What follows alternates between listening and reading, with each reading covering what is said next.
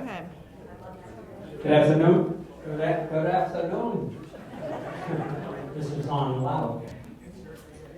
And welcome to the monthly speaker series where our members talk about their life or interesting topic as we have today. Today we're going to have three families, Jim and Carolyn Schoonover, Ned and Susie Allen, and Chris and Pam Christianson will be telling us the difference between electric cars, hybrids, and gas vehicles. All of these cars are outside for your perusal after the meeting. They're outside, and they want people to take a look at it. Can we try The difference between... Can we try one? That reminds me, my friend Marilyn Campbell, she has a 2001 Lexus hybrid. Yes. She has a hybrid? She gets on top of the hill, and she puts it in neutral. All the way down, and she starts up again. Okay, let's welcome our speakers. Carolyn, you're first. Yeah, I am. Now, do I need to use that microphone too? You can use that microphone. Yeah, you'll need both. I need both? Okay. Can you hear me? Ooh, I can hear me. Okay, welcome. You know, it's kind of cool to address an audience where you know everybody. Ooh, it's really neat. Anyway, I'm glad you all are here. I think you were expecting Jim to talk about cars. He has the noisy Corvette, and I have the nice, quiet electric car. But I'm going to talk mostly about electric cars today because that's what this topic is about. So, first of all, a little bit of history. Electric cars were on the market, not maybe on the market, but they were being used before gasoline-powered cars.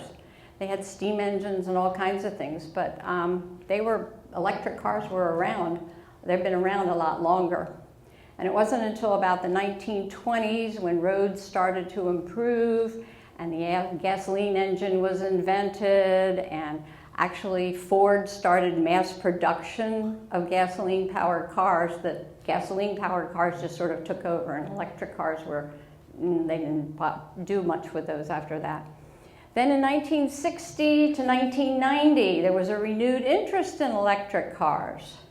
The rechargeable battery came on the scene. And so that helped with it. And the moon rover, remember there was a machine, that was an electric car. Okay. Then in the 2000s, people started becoming concerned about the environment. And so they were looking for alternate fuels for cars rather than just the gasoline-powered cars. And so there were all kinds of alternate fuels for cars.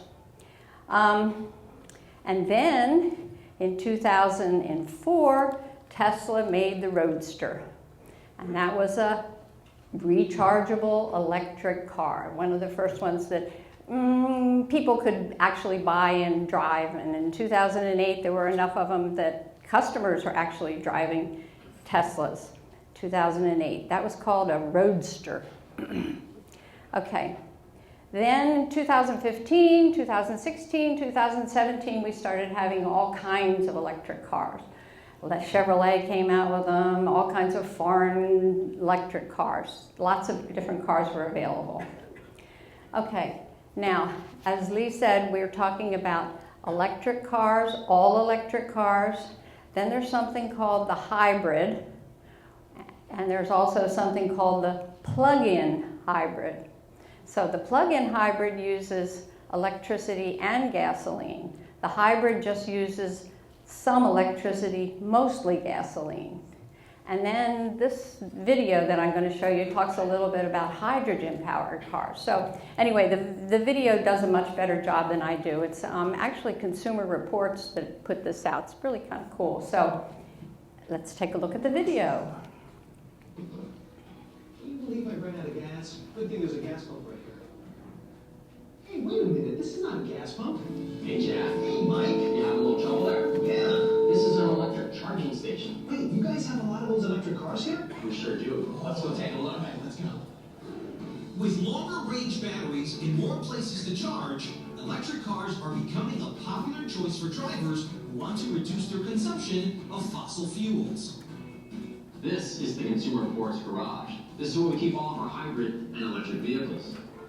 So let's take a look at an electric car. Unlike a gasoline engine, this has an electric motor that's powered by a battery pack. And that's the entire floor of this car is the battery. So how does a car battery like this work? So this is a lithium-ion battery, and it needs to be recharged. And it's kind of like in your cell phone now, you have one of those same batteries. Can you plug this in just anywhere? Yes and no. You can plug it in at home, but it's best if you have a fast charging system because it'll charge much more quickly. You're talking just a few hours rather than overnight. So how often then do you have to recharge this car battery? Depends on the range of the electric car. In this case, this has a longer range battery. You're looking at 200, 250 miles of range. But if you're on a trip, like I just came back from my cabin that was 10 hours away, I have to stop multiple times to charge. And even if you can find a fast charging station, you're looking at least 45 minutes of waiting for the car to charge. And you have to find those systems. So electric cars are good for people who want to save money on gas and are environmentally conscious, but they're not the only option for drivers wanting to limit their dependence on fossil fuels. So if you don't want to deal with constantly recharging, you can take a look at a more traditional hybrid. How does a hybrid system work? So it's a combination of a gasoline engine with an electric motor, and they work in conjunction to provide the most efficiency possible. So how is the system able to save so much fuel? So it uses the electric motor when it's most efficient to do that, which is predominantly in the city. And it uses the gasoline engine on the highway, because that's when the gasoline engine is most efficient. And if you want full throttle, then usually they will work together. And it's constantly switching back and forth between electric motor and gasoline engine and regenerating braking power for the battery pack. According to Mike, when you hit the brakes in your car, energy is wasted. A hybrid car's regenerative braking system captures that energy for the car to use. It sounds like a great car, so why isn't every car hybrid? They're a little more expensive than regular gasoline cars, and because they're designed for efficiency, they really aren't all about power. So they're not exactly the fastest car out there. So, hybrids are great for people who drive a lot in stop-and-go traffic, like in a city or a busy suburb. So you've got your regular hybrid here, you've got an electric car here. I want to show you something else. This is a hybrid minivan, but with a twist. What's a twist? Well, check it out. You plug it in, just like an electric car. So this is what's called a plug-in hybrid. So I just take the plug off the wall, bring it back, and I'm going to plug it into the car. What's the difference between a hybrid and a plug-in hybrid? Well, the beauty of plugging it in is you've got a bigger battery pack than a regular hybrid. So it gives you the ability to go 20 to 50 miles on pure electric power. So you got gas, electric, hybrid, and plug-in hybrid. I'm wondering, what's the alternative fuel of the future? We test all kinds of alternative fuel vehicles here, and one of the most cutting edge we've tested is what's called a fuel cell vehicle, which runs on hydrogen. Now, with that, it doesn't have any exhaust emissions, just a little bit of water vapor. How do you turn hydrogen into fuel? But it uses what's called a hydrogen stack to convert oxygen and hydrogen into electricity to power the electric motor, because really, it's kind of like an electric car, just with a different power source. So the downside is, this is basically like space-age technology. So these are very expensive cars, and there isn't an infrastructure that's really built up yet in this country, so it's hard to refuel the car. Mike, you filled me with a lot of information, but my car's still out of gas. Oh, that's a good point. Let's hop in this high-tech rig, and I'll see if I can get you home. I appreciate it, man.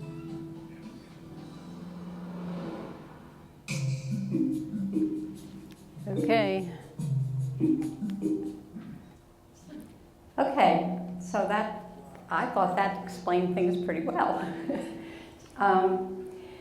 But one of the things that you came for was the difference between gasoline-powered cars and electric-powered cars. Okay, so I'm going to talk about that. Okay, I'm going to talk about that. Okay, you all know about gasoline-powered cars, right? You put your gas in the car and you've got the engine that runs and it goes just fine. Everybody's been very happy with those for a long time. Electric cars don't have engines. They don't have gasoline-powered engines. They have motors. And in fact, mine has two motors. It's called a dual motor. So it has a motor for the front wheels and it has a motor for the back wheels. And the fuel that charges it is rechargeable batteries, just like he showed you. The whole bottom of my car is a Tesla, and it is all batteries. And they're lithium lithium-ion batteries, just like I've got my cell phone here, that I plug in every night and charge. That's what I do with my car, okay? Now, with gasoline, each engine has they have to have different stuff, Some of them have, low-powered ones, and then you got the high-powered gasoline and all that. Okay, well, there's 3 different ways of recharging your electric car in the batteries. And the first level, we're talking about charging speed here, how long it takes you to charge all those batteries, okay? The first level is just your 110, 120 outlet, just like every outlet here is about 110, 120. So that's what I use. I plug my car into the 110, 120 outlet. Now, the charging speed on that, I get 3 to 5 miles per hour. So for every hour that it's plugged in, I'm only getting 3 or 5 miles in time to go to use my car. Okay, now, I can regulate that charging on my cell phone because I have an app that goes to my Tesla. And I plug it in, it's plugged in all the time, but it's not charging all the time. I have mine set so that it only charges after midnight when the cost of electricity goes down. Okay? So you can do that. I don't travel very far. At the most, I may go 20 miles during the day. So just, plugging it in overnight is not a big deal. It's always charged, ready to go. Then we have the second level, and that's when you're talking about your 220, 240 outlet, the outlets that you maybe have 1 or 2 of those in your house, one for the dryer or for whatever to charge to use that. And I think most of the people other than myself have 240 outlets set up in their garages, so that will charge in about no, that's not it. That will charge about 12 to 80 miles per every hour that it's plugged in to be charging. So that you can get that overnight. If you're going a long trip, you plug it in 240 outlet, you can probably get it overnight, get charged up. Okay, then we have the supercharger. The supercharger will charge your car, your batteries, for 2 to 20 miles per minute. So, over at Harris Teeter, there are a whole bunch of superchargers out there, 8 of them. And if I take my Tesla over there, because they're primarily for Teslas, plug it in, I can plug it in, go do my grocery shopping, come out, and it's charged. 20 minutes, fully charged. Now, what is charging, what does that allow me to do? Okay, so if my car is fully charged, I can go about 326 miles on that full charge, which is about equivalent to what our Lexus is if we go fill it up with gas. I can go about 326 miles on that. Okay, so that's the charging part. Now, what do we got here? Okay, so what's it like to drive an electric car? Y'all know what it's like to drive your regular car. You get in and turn the key or push the button or whatever the fancy thing is. And for me, what I have to do is walk up to my Tesla and turn it on, my app, unlock it. As soon as I unlock it, the screen that's on the front there comes on. My music comes on. I get in the car, shut the door, and I'm ready to go. It'll remind me to put on my seatbelt. I mean, it's just like all the regular cars, scream at me if I don't have my seatbelt on, just like you all.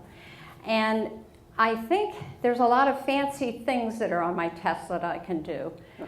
But I think there are a whole lot of fancy things on newer cars out there now. Then when I talk about this and say, well, I like this about my Tesla, you may find that, oh yeah, well, I do that on my car too, which is great. I think that's fantastic.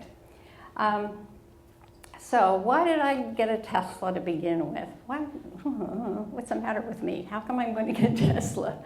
Okay, I can remember when I've always liked gadgets. Any new gadget that came out, I had to have it. The computer came out, I had to have a computer. Then the next level of computer came out, I had to have that. And then the next level came out, and I had to have that. Had to have all those gadgets. So then when they talked about electric cars, I was like, oh, I got to have one of those. That sounds really cool. And actually, what it is you're driving a computer, is really what it boils down to. So then Tesla came out with theirs, and they didn't have any, you couldn't go out to a dealership and test drive one or anything like that. But they did start having them in the different malls. And I can remember going with my granddaughter to a mall, and they would have a Tesla in there, and she and I would climb in it and push the buttons and do all kinds of things. So that was when I first started doing that. Then we moved down here. And South Carolina has no dealerships for Teslas, none. We have friends that bought one, they got it in Charlotte. Some other friends have one that they got in Jacksonville. But then suddenly, last year, Savannah got a Tesla dealership. So as soon as I found that out, I made Jim drive me down. We went down and we got to test drive a Tesla. Well, that was it. I was going to buy one of those. Now, in order to get a Tesla, you can order it online. In other words, you go online and you order your Tesla how you want it and all that sort of thing. I wasn't quite trusting that, so we ordered ours at the dealership. Now, once you order it, you have to wait till it's made, until they finish making it, and then they ship it to wherever it is. And it's interesting, when they make them, depending on where you live, and they'll change the Tesla depending on the weather and the area where you are, and they'll do all kinds of good things for you. Mine was supposed to come, I think it was in November. Well, it got delayed, and it got delayed. And then we were going away, and the Tesla was supposed to come 2 days before we were supposed to leave. It didn't come then because the truck that it was being delivered on broke down. Gasoline powered truck. Broke down. So it didn't get delivered until while we were gone. So we didn't get to pick it up until December the 5th. So I've had my Tesla since December the 5th.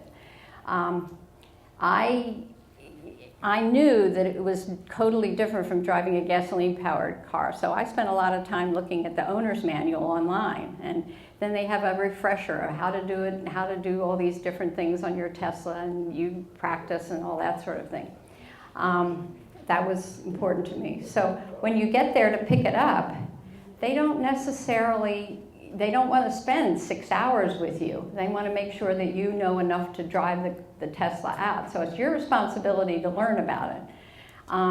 The owner's manual is also right there on the screen. So when you get into the car, there's no big dashboard there. I mean, there's a big dashboard there, but there's nothing on it. There's a screen right there under the side. There's a screen, and the screen's divided into 2 parts. And the first part gives you all the information about the car, and the second part is your GPS system, is the driving thing. Now, one thing that's special about the driving part is it will tell you where all the charging stations are. So you put in where I want to go, and then they'll show you where the charging stations are. Okay, so I'm in my car. 4 gears on the car.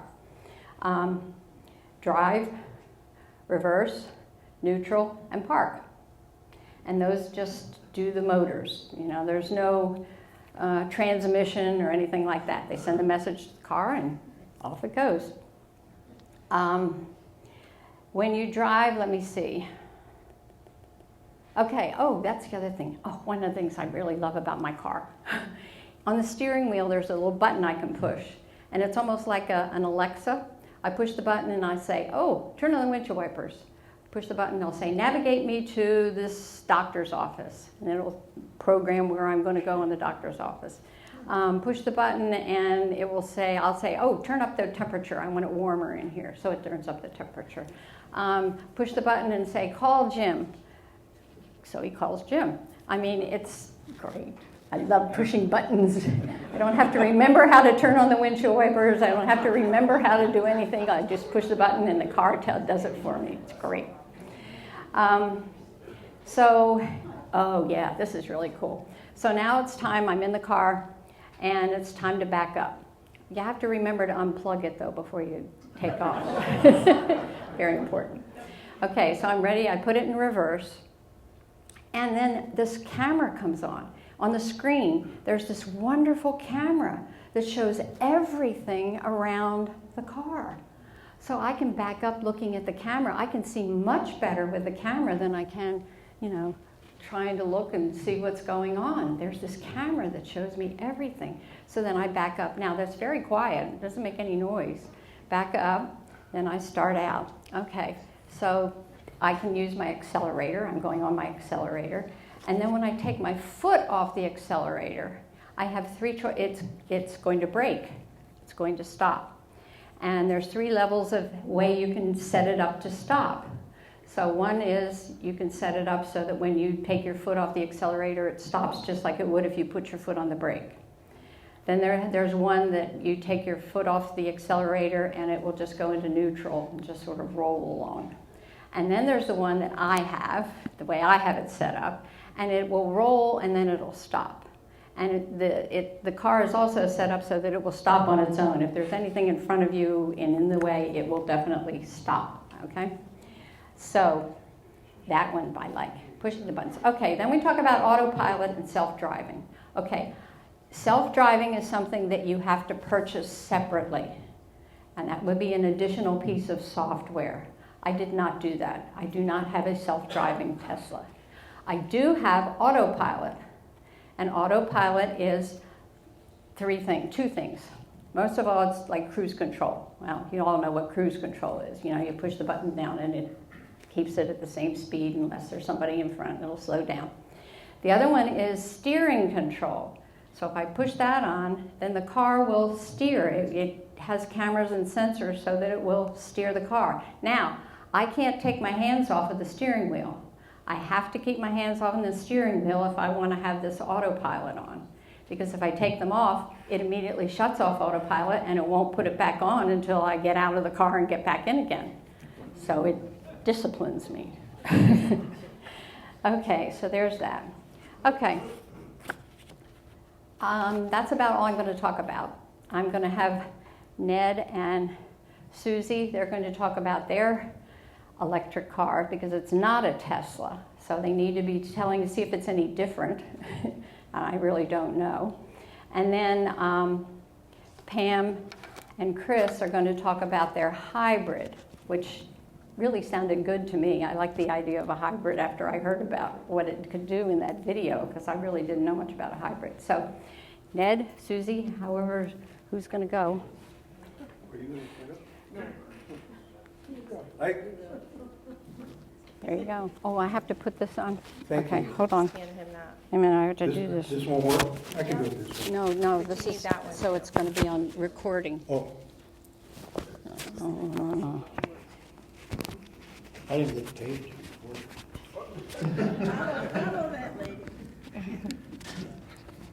Thanks, Joy. Okay. Whoops, we got one wrapped around you. Susie and I are now on our 3rd electric car, pure electric cars, as opposed to hybrids. Our first one we bought in 1914. It was a BMW i3, which was kind of...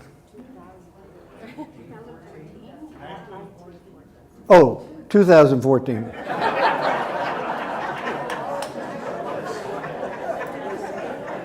Wrong century.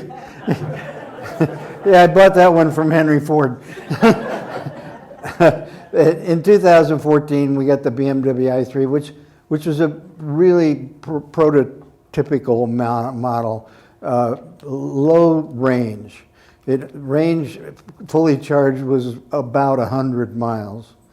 But we only had it here on Hilton Head, and it's hard to go 100 miles in a day on Hilton Head.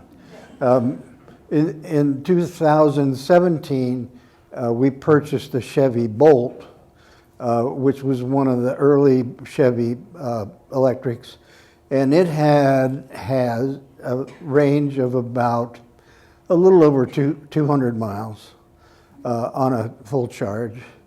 And then in 2020, about right towards the end of the year, we purchased another Chevy Bolt, and it has a range, which we now have is here out in front.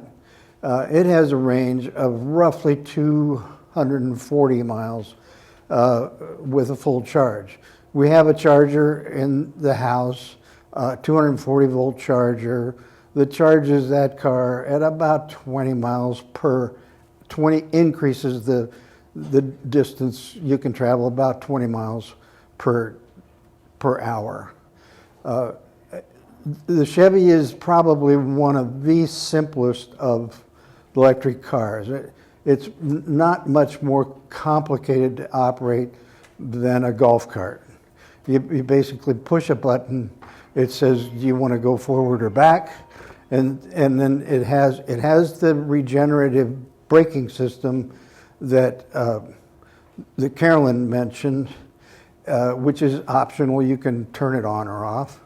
And it has all the safety features of a regular automobile that are required today, the airbags and everything else. And of course, it's street legal and everything else. Basically, that car is our in-town car. Susie drives it as much as I do because it goes to the grocery. I don't think it's been out of Beaufort County. I don't think any of our electric cars have been out of Beaufort County more than by accident. we have a regular, actually a large SUV because Susie likes luggage, and so if we're going out of Beaufort County, we take the larger car, and that's how we've used them. I will tell you one thing, the people talk about costs and miles per gallon. Well, forget miles per gallon, that doesn't happen because there are no gallons. But over the 3 cars we've had, I paid particular costs to the operating costs, and including the cost of electricity, because we know how many miles we're getting for every kilowatt hour, and the cost of maintenance. And I can tell you that over which has now been 8 years, actually 108 since 1914, but 8 years since 2014, the total cost of operation, not including insurance and depreciation, and there's very little depreciation, but this does include all the electricity and all the maintenance we've had. The total cost for us of those 3 cars has averaged about 4 cents per mile. Very, very low. We have, I don't think, I can remember a paid, I think I had to pay to rotate the tires one time, but I can't remember a paid service call on any one of the 3 cars. We've never had an oil change. I had to have the headlights adjusted on one of the cars. We rotate the tires every 7,000 miles or so, and that's about it.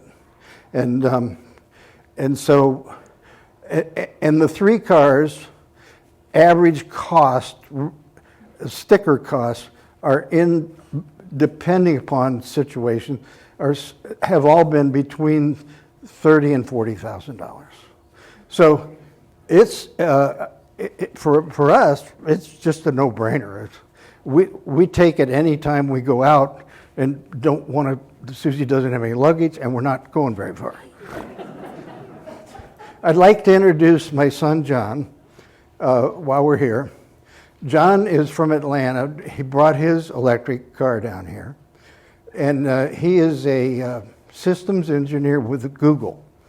Formerly was a systems engineer with Apple. So when Carolyn says it's like a computer on 4 wheels, John knows how to operate that.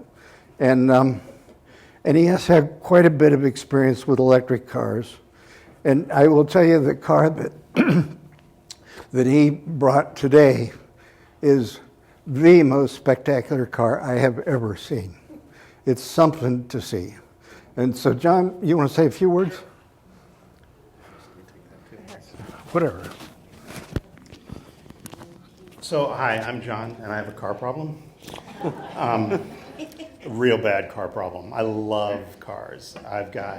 I've been doing electric now for 7 or 8 years, which has been fun. My very first electrified car was a BMW X5, like there's one out front, right in front of mine. And that's a plug-in hybrid. Hybrids themselves, as we talked about, have been around for maybe 20 years or so now. And that's where you have a electric motor that kind of helps the gas engine. They're not very fast, right? If you see a Prius, there's a Prius out there, you'll see. They go to 0 to 60 eventually, right? Plug-in hybrids are a little better because the electric motors are a little better. Purely battery electric cars are very fast, very fast. So my first car was an X5 plug-in, which is great. You get about 30 miles on electric only, so you can do most all of your errands just right around town on electric only, but you have that gas engine if you're going a long way. Battery electric cars, we've talked about, like the Tesla and others. I've had 2 Teslas. I had a regular Tesla. You saw the one with the wings that went up like that. I had a Model X, and then I had a Model X Performance, which did 0 to 60 in 2.5 seconds. If I didn't tell people to hold their head back against the headrest, they would hurt themselves. It's that fast, which is very different because most people have experienced a hybrid car and they don't go that fast, okay? So what do you need that? Well, you don't need that, but it's fun to have that. And it's also great if you need to pass somebody, all right? So I had 2 Model X's, and then I traded my latest Model X in for a Porsche Taycan, which is Porsche's electric car, which is very fun, but it doesn't quite get you long distance. When you live in Atlanta and you come to visit your parents often in Hilton Head Island, you need something that has more range, right? That's one of the big concerns. So I recently got, and what's out front, anybody watch the Masters over the past couple of days? All right, you probably saw a lot of ads for the Mercedes EQ, right? Well, there's one out front.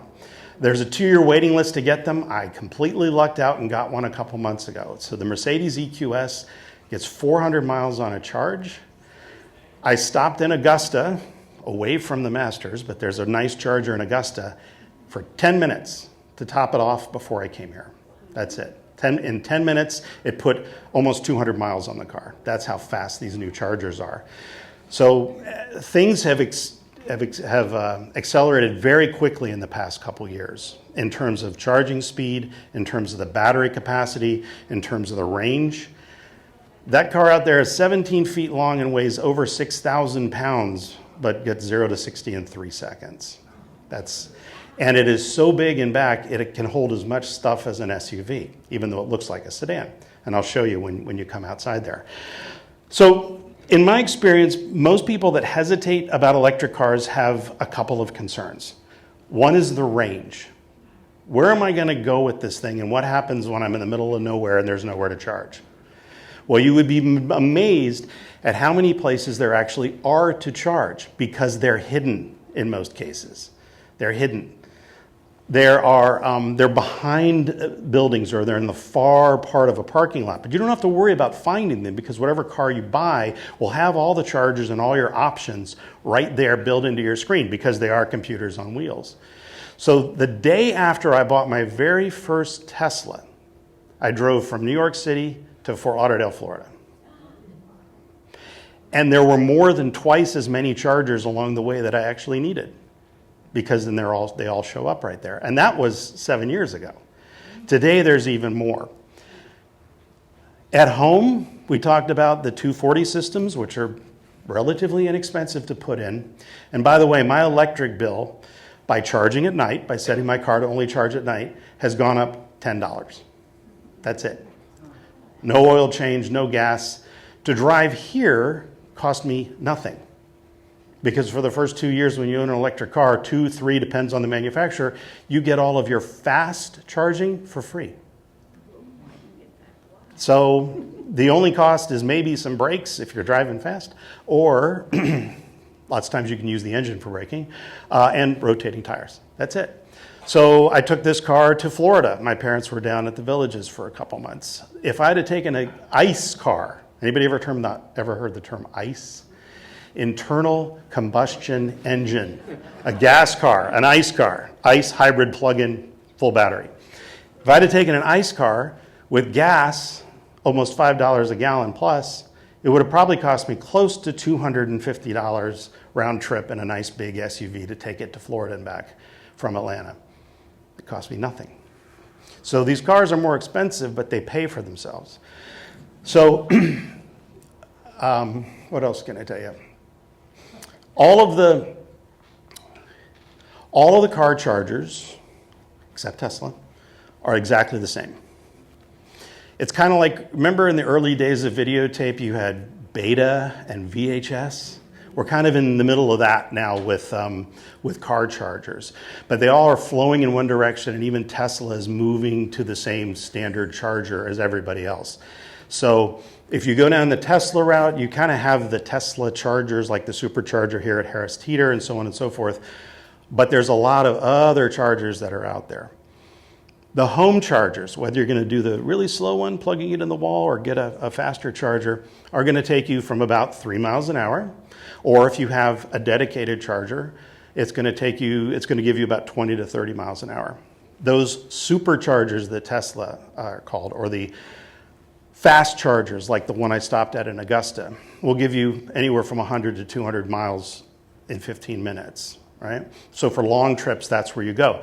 Difference is those types of chargers connect directly to the battery and just flood it with as much power as fast as it possibly can.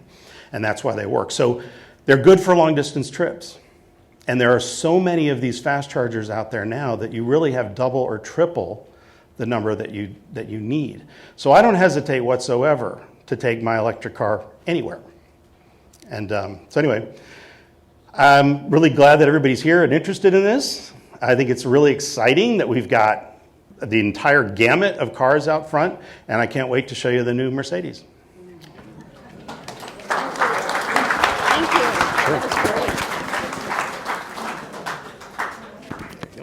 you. Okay, now, the hybrid. Who's talking about the hybrid? Oh, good. Hybrid plug-in, right, not plug, I have hybrid. no pockets. Oh, I'll help you.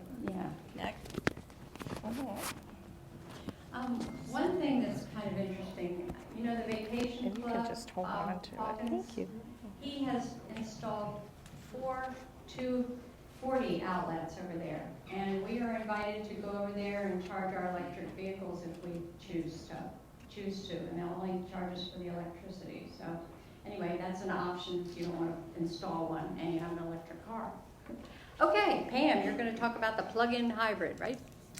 I think so. Hi everybody. It's all been said. There is nothing left. Except, I think we are the only plug-in hybrid in Tidepointe. I think. If you have one, please raise your hand. I haven't heard of anybody that's had one. But this is kind of funny. Carolyn invited me because I'm the primary driver in our household. So she asked me if I would speak. And of course, Chris has been in the automotive business all his life, automotive supply business. I know nothing about cars. I know nothing or very little. You could put it all in a thimble. That's it. But we've only had our car for 3 or 4 months, and I'm still learning. And we have a BMW X5. It's out in front. It's the white car. And I'm still learning the BMW app. I have something funny to say because when we carpool going to tennis over in South Beach, my friends from here and I, we arrived one day and I got in the car to drive them back home here. I didn't have a key. I panicked. They didn't know this. I managed to keep my cool.